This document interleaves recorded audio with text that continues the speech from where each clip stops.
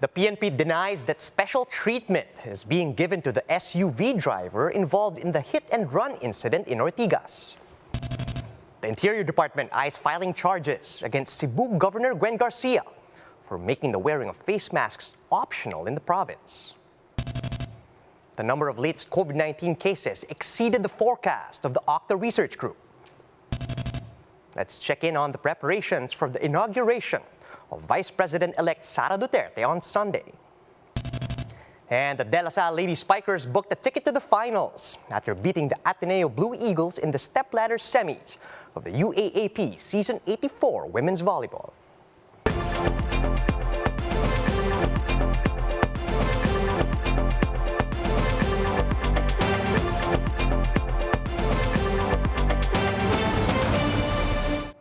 Fast, focused, and fearless. Here's everything you need to know as you jumpstart your day. I'm Charles Lejano. Netizens are criticizing the police for allegedly giving special treatment to the SUV driver who was involved in the recent hit-and-run incident in Ortigas. But the PNP says there's simply no basis for them to detain the driver. Brian Ang has the details. An outburst was seen on social media as netizens criticized the surrender of Jose Antonio San Vicente in Camp Crame. San Vicente was the driver of the SUV that ran over a security guard in Ortigas, Mandaluyong last June 5. Netizens claim that there was special treatment, citing how poor suspects are treated differently. A photo of the mother suspect sharing a moment with PNP officer in charge, Lieutenant General Vicente Danao Jr., even circulated online. Records would indicate na may mga insidente po na may mga malalaki po tayong tao na inaresto at dinaan po sa legal proseso. Fajardo explained how the suspect surrendered and why there was a press conference. Based on my information, ay meron pong nilapitan itong tatay na po pwede pong makipag-usap kay OIC kung po pwede nga po silang umapir dito sa Camp Crame. At yun po yung dahilan kung bakit kakahapon, in the interest of transparency. The PNP also explained why the suspect was not detained after his surrender. They said that there is no legal basis for San Vicente to be taken into custody. Fajardo added that it is beyond their control should there be an out-of-court settlement between both parties. Wala nga po tayong legal ground to take him under custody. Otherwise po, kung pupwersahin po natin siya na i-custody at ikulong, ay yung police naman po, particularly yung sa Mandaluyong City Police Station, na siyang nag-file ng kaso, ang malalagay po sa alanganin at maaari pong makasuhan. The suspect is scheduled to appear before the prosecutor for the preliminary investigation of the frustrated murder and abandonment of one's victim case that were filed against him. The LTO, meanwhile, has already revoked San Vicente's driver's license and perpetually disqualified him from driving. For News 5, Ryan Ang, We Are One News. Interior Secretary Eduardo Año is considering filing charges against Cebu Governor Gwendolyn Garcia for removing the mask mandate in the province. More on this report by JC Cosico. The Interior Department is standing firm. Masking is still required. According to DILG Chief Eduardo Año, the Office of the President wants all legal remedies pursued. Their legal team is looking at possible charges they may file against Cebu Governor Gwendolyn Garcia after she made masking optional in Cebu's open spaces. Depende sa recommendation ng ating legal team, ay susunod tayo doon at bibigyan din natin sila ng pagkakataon magpaliwanag. But the Cebu governor earlier said that if Año decides to file a case against her, that will be the latter's prerogative and legacy as outgoing Interior Secretary. Ang sinisiguro ko sa probinsya ng Cebu, hindi pwede magkaiba ang batas ng mayayaman, makapangyarihan sa mahihirap. For Año, the ordinance has no legal basis and might just endanger the public. Napapahamak ang inyong buhay dyan at baka yan pa ang maging sanhi kung babalik ang COVID surges at maapekto at makasakit tayo.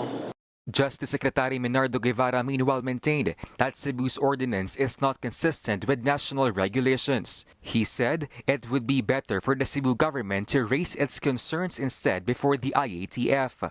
Ang kailangan lang naman gawin dyan ni Governor Gwen or ng any local government official who feels na pwede nang mag-alis ng mask sa kanilang local government unit, no?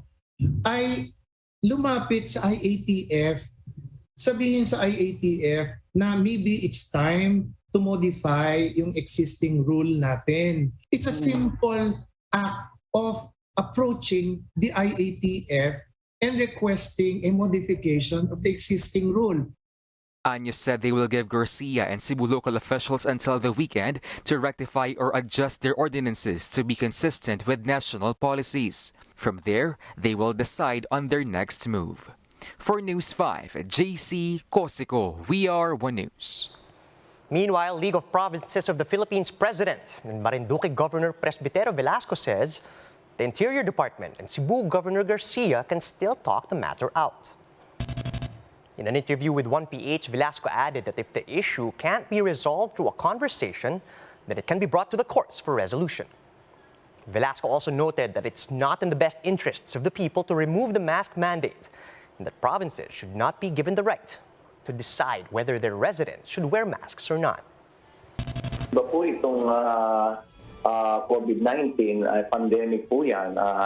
Kaya nga po talaga nag-declare ng public health emergency. Mahirap po kasi bigyan ng kanya-kanyang pag-exercise ng authority bawat probinsya o local government unit dahil baka magkaiba-iba ho eh. Actually nga ho, kahit kailangan magmaskara sa labas, hindi na rin ho nakamaskara eh. How much more kung talaga hong bibigyan natin talaga ng authority na wag po kaya yung discretion, yung liberty to choose na whether to wear mask or not. Pero tingin ko ho, baka hindi ho in the best interest ng mga tao natin yun na hindi ho nagmamaskara. Yesterday, the Health Department logged 425 new COVID-19 cases, way above the OCTA forecast of 370. OCTA is predicting 550 new cases today and advises the public to observe minimum public health protocols. Davao City is all set for the inauguration of Vice President-elect Sara Duterte Carpio on Sunday. Marian Enriquez with the story. It was in 2008 when Lemuel started working for Vice President-elect Sara Duterte as Chief of Staff, back from when she was Vice Mayor until she became the Mayor. The regular office hours and outside, very light-hearted si Ma'am Inday. She always cracks jokes, no? She respects your personal time also. 54-year-old security guard Carlito Rodriguez meanwhile turned emotional as the mayor is now leaving the City Hall. Kasi na-miss namin siya. Pero masaya kami. Kaya lahat dito, love namin sila. Even other residents of Davao City had nothing but praises for Duterte. Idol po namin siya. Ano po yun? Idol po namin siya kasi napakababait niya.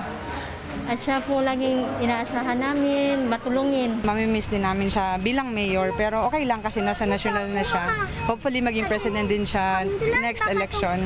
But as Davao residents bid goodbye to the city mayor, it's all systems go in the city for the oath-taking of Duterte at the San Pedro Cathedral on Sunday. Before the inauguration proper, a Thanksgiving Mass will be conducted at 3 p.m. LED walls will be put up around San Pedro Street, CM Recto, and Anda streets for the live streaming of the Mass. Supreme Court Justice Ramon Paul Hernando, meanwhile, will be administering the oath. After the oath-taking, a concert to be attended by various artists will take place. For News 5, Marian Enriquez, We Are One News.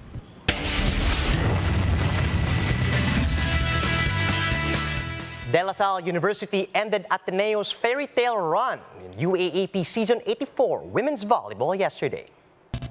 The Lady Spikers dethroned the Blue Eagles in a 3-set sweep led by rookie Lea Malalawan with 16 points built on 15 attacks. While Thea Gagate powered through with 13 points off 8 attacks, 4 blocks, and an ace. Faith Nisperos was the lone Blue Eagle to reach double-digit scoring with a game-high 19 points off 17 attacks, 1 block, and an ace. With their rivals now out of the way, the Lady Spikers will now turn their attention to the undefeated NU Lady Bulldogs for the finals game tomorrow. Here are the stories to watch out for later today. PBA action continues over at the Philippine Cup. It's Terra Firma Jeep versus Phoenix at 3 p.m. While San Miguel will square off with Magnolia at 6. And it's Game 6 of the NBA Finals. Well, the Golden State Warriors waltz their way to the championship trophy. Or will the Boston Celtics force a decisive Game 7 next week? The action begins at 9 a.m. Philippine time. And that's how the day is shaping up to be. Join us again later at 9 a.m. as we monitor the day's biggest stories from sunrise to sundown. You can also catch One News on the Signal Play app. Register for a free account at www.signalplay.com so you can stream One News live anytime, anywhere. I'm Charles Lejano. Mask on, wash hands, and stay safe, Philippines. We're One News.